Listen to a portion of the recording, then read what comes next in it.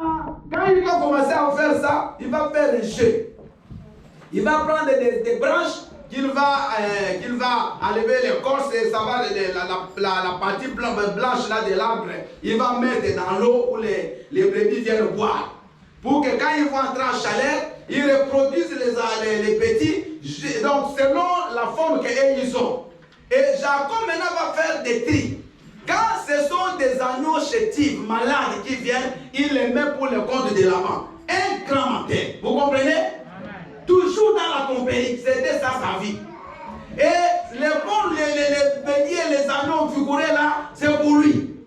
À la fin, il va s'enfuir. Et il ne va même pas annoncer à son beau-père. Même si c'était son oncle, mais c'était aussi son beau-père. Il ne va même pas lui annoncer qu'il part, il rentre chez lui. Il va s'enfuir avec ses femmes, avec ses enfants, avec tous les bétails qu'il avait. Il va fuir. Laban va le suivre. Il le poursuit, après il va l'attraper quelque part. Écoutez ce que Jacob va dire. Il a dit, j'ai travaillé 20 ans chez toi. Sous le soleil, j'ai souffert. Dans le froid, j'ai souffert. Même quand j'étais en train de garder les agneaux et qu'une agneau était dévorée, je te payais. J'ai fait ceci pour avoir les deux femmes. J'ai souffert chez toi comme un esclave. Donc Jacob, qui était béni, mais il a passé 20 ans comme un esclave. Est-ce que vous comprenez? Amen. Parce que cette bénédiction ne venait pas de l'Éternel. Donc c'est ça qui nous arrive. Quand nous mentons pour être bénis, à la fin nous sommes obligés de souffrir. Tu fais des contrats dans le mensonge. Tu fais des affaires, tu mens les autres. Alléluia. Amen. Vous faites des affaires ensemble, vous êtes en groupe. Et c'est toi qui vas peut-être acheter des marchandises. Tu ne viens pas dire les vrais prix. Toi tu prends les bénéfices. Les autres tu les donnes et mets en bas. Maman, tu n'iras pas loin. Amen. Alléluia. Amen. Tu n'iras pas loin. Cet homme-là, tu lui as menti. Que c'est Dieu qui m'a montré que c'est toi mon mari. Et tu sais qu'il était fiancé à ton ami. Toi, tu es parti, tu as menti de fausses prophéties. Parce qu'il y a beaucoup de faux prophètes. Amen. Même dans les églises, tout le monde est prophète, des faux prophètes. Amen. Maintenant, tu vas te dire, tu sais, moi j'ai vu, c'est toi mon mari. Tu détournes le mariage, mais tu vas souffrir.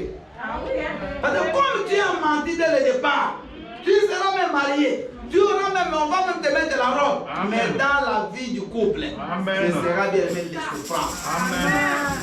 Alléluia. Amen. Alléluia. Amen. Je connais un pasteur. Avant de se marier, lui, il était un homme spirituel. Maintenant, il a trouvé une sœur, il a dit, moi, je devrais t'épouser. Et la sœur va lui mentir sur son âge. Vous me suivez? Donc, il se marie. Après le mariage, le pasteur va découvrir que la femme est 10 ans plus âgée que lui. C'est pas suffisant. Après, il va découvrir qu'elle a même 5 enfants, il n'a jamais dit. Le pasteur là, il a divorcé. Malheureusement, il a dit non, je ne peux pas supporter des mensonges comme ça. Comment tu ne m'as jamais dit des choses comme ça? Alléluia. Alléluia. Ne mentez pas. Quand on vient te poser la question, tu m'aimes? Oui. J'ai 10 enfants. Gloire au Seigneur. S'il t'aime, il va te poser 10 enfants. Alléluia. Il est vivant.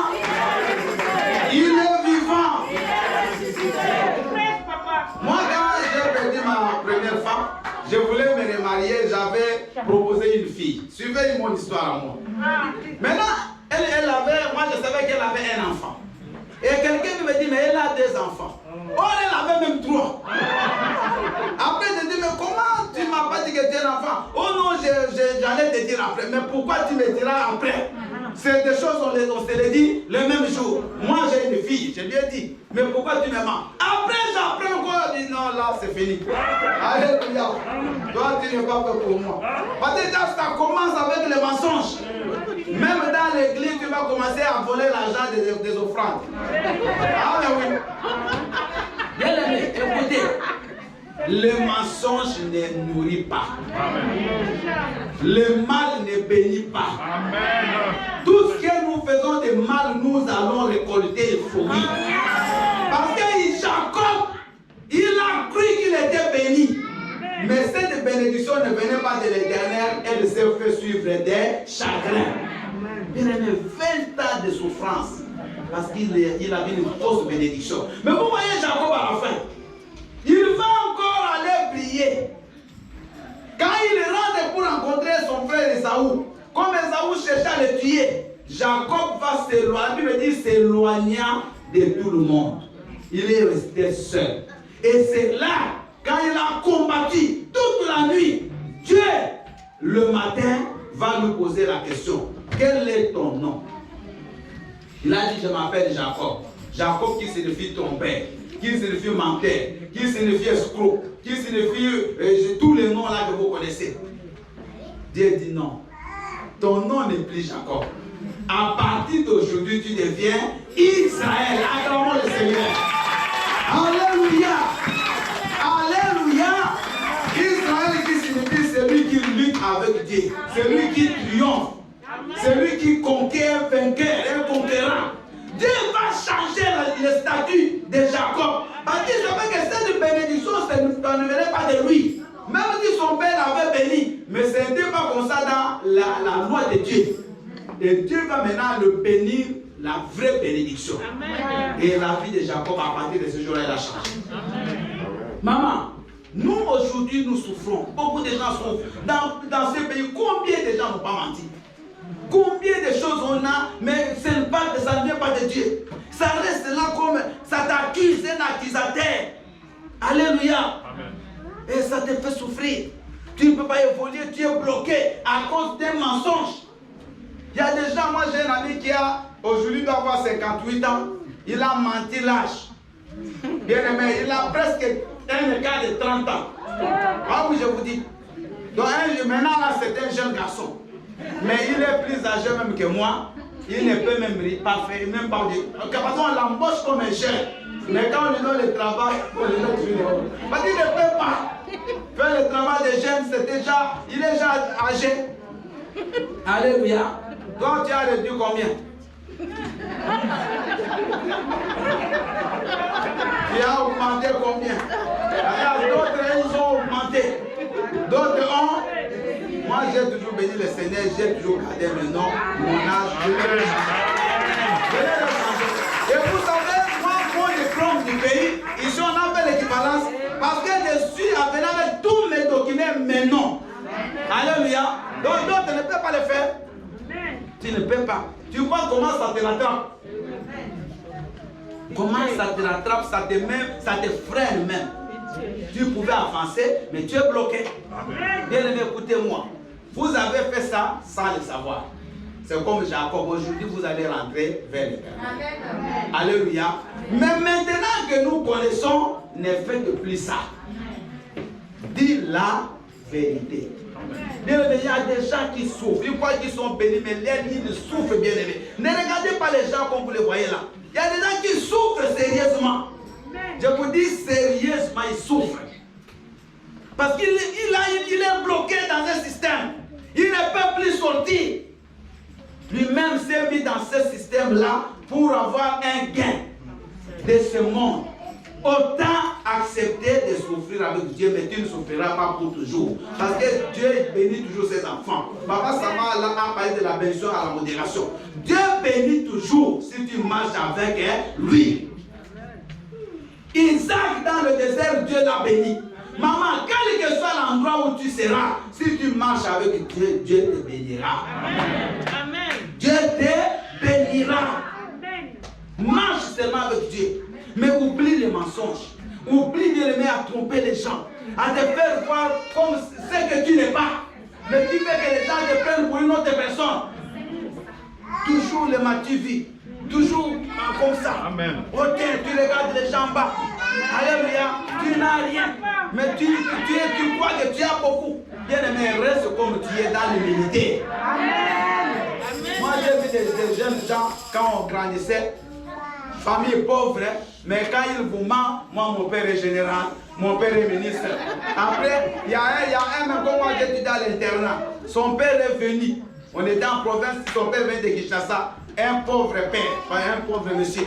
Quand il arrive, les jeunes, devant les proviseurs, il nie son père. Je vous dis vrai, un collègue à nous, il dit je ne connais pas ce monsieur. Le pauvre monsieur, mon fils, je ne le connais pas. Tellement il nous a dit que son père est ministre. Et nous on croyait, comme on était en province, lui venait de Kinshasa. Mais son vrai père arrive, un monsieur comme tout le monde. Devant le proviseur, il nie son père. Vous voyez jusqu'où ça peut t'amener? J'ai nié des enfants pour cet homme-là. Mais les jours où ces enfants viendront, comment tu peux nier un enfant, maman? Ton enfant, tu vas le nier pour un homme, mais ça n'a pas de sens. Moi, je préfère rester avec mon enfant, même si lui ne veut pas, il peut partir. Parce que je vais toujours trouver un homme qui va m'aimer avec mes enfants. Alléluia. Les enfants sont un trésor. Il ne faut pas négliger les enfants. Il ne faut pas les négliger à cause des mariages. Parce que l'homme qui aime une femme, maman, il va aimer aussi les enfants. D'ailleurs, dans le couple où il y a l'amour, tu ne sauras même pas que cet enfant, il est de la femme ou de l'homme. Vous allez voir, il y a une symbiose. C'est après tout. Si tu m'aimes, donc mes enfants sont devenus tes enfants. C'est comme ça. Mais pourquoi mentir? Alléluia. Vous vivez ensemble, il y a des choses que ta femme ne connaît même pas jusqu'aujourd'hui. Il y a des choses que ton mari ne connaît pas. Et tu le sais. Bien que moi j'ai le Saint-Esprit, j'ai dit des choses. Il y a des gens ici qui ont caché tellement de choses. Et c'est des choses là, si tu connais les cas, ça te détruit. Bam! Amen. Alléluia. Amen. Alléluia. Quelqu'un vient pour t'épouser, dit j'ai avorté 10 fois. C'est bon. Tu caches. Maintenant pour concevoir, ça devient compliqué. Il va découvrir chez les gynécologues, non, c'est parce qu'elle a fait 10 avortements. Ah, mais pourquoi tu m'avais caché? Bien, écoute, dis-lui. S'il ne veut pas, il veut partir. Tu auras celui qui va t'accepter avec les 10 avortements. Parce que tu l'as fait dans l'ignorance. Lui aussi, peut-être, il a fait des choses. Alléluia. Est-ce que vous me comprenez? Bien aimé, nous devons quitter dans la vie du péché. Il ne faut pas, bien aimé, vivre dans le mal. Parce que ça ne t'emmènera nulle part. Aujourd'hui, tu peux évoluer, mais demain, tu seras bloqué. Jacob, il a évolué au début, mais à la fin, 20 ans de souffrance. Bien aimé, 20 ans de souffrance. Apprends à dire la vérité. C'est Dieu qui te justifie. Ce n'est pas les hommes. La vérité libère. Alléluia. La vérité libère. Personne ne va te juger à cause de ce que tu as fait, parce que tout le monde a fait des péchés. Mais l'essentiel que tu dises la vérité. Amen. Quel niveau d'études tu as? Non, moi j'ai bac plus 5. Mais tu n'as même pas de bac. Mais pourquoi tu vois qu'on épouse une femme à cause du niveau d'études? Non. Alléluia. Tu n'as pas de diplôme, tu n'en as pas. C'est rien. Mais il y a des choses, c'est nous qui compliquons la vie. Alléluia. C'est nous qui compliquons la vie. Moi, j'ai connu un papa qui a eu beaucoup d'argent, même mort millionnaire. On est parti faire le contrôle parce qu'on est travaillé au ministère des Finances. Il me dit, mes fils, vous savez, moi, votre père, j'ai bâti cette entreprise pendant 30 ans, mais je ne connais même pas écrire mon nom. Ça m'a touché. Il a dit ça clairement. Mais j'ai embauché des universitaires qui travaillent dans mon entreprise. Mais un millionnaire. Mais lui-même dit qu'il ne sait pas écrire son nom. Mais cela ne l'a pas empêché d'être riche. Alléluia. Pourquoi dire des choses que tu n'es pas? Pourquoi faire croire aux gens que tu es, je ne sais pas quoi, mais tu n'es pas ça? Dis la vérité. Vis comme tu es. Alléluia. Bien aimé, le péché détruit. Le péché t'amène en enfer. Le péché te condamne. Le péché te diminue, le péché t'humilie. Écoutez, le péché humilie les gens. Le péché humilie. Mais si tu marches dans la crainte de Dieu, quel que soit le niveau où tu commences, tu vas toujours monter.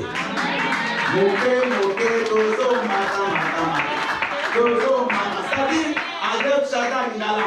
Petit à petit, mais nous faisons quoi? Nous monterons toujours. Maman, commence avec Dieu et tu finiras avec Dieu. Commence dans la souffrance et tu finiras dans la gloire. Mais ne va pas comme Jacob. Évite toutes ces choses-là, c'est pour ta destruction. Le Seigneur t'aime. Ce message aujourd'hui est venu pour laver nos cœurs. J'aimerais qu'on soit comme Jacob. À la fin, il a compris qu'il s'est méconduit et il a cherché la face de Dieu. Cherche Dieu. Vous voyez de quoi nous prions pour autre chose. Mais il y a des choses en nous qu'on ne tient pas compte. Quand tu fais des jeûnes, tu peux aussi gêner, Seigneur, je suis dans le mensonge. Aide-moi à quitter les mensonges. Alléluia. Il y a des choses qui sont là, qui te bloquent. Si tu n'enlèves pas ça, tout ce que tu demanderas, ça ne viendra pas.